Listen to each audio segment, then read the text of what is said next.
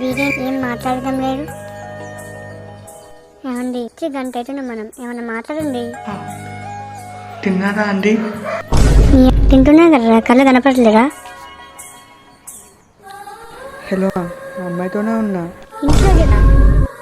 ఫోటోలో కంటే బయట చాలా బాగుంది. పెళ్లి విషయాలు మాట్లాడి నేను నీకు ఫోన్ చేస్తాను.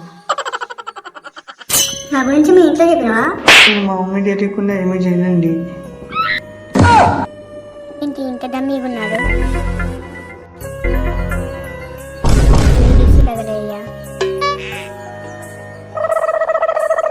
కనీసం దానికన్నా పనికొస్తాడో లేదో చూద్దాం.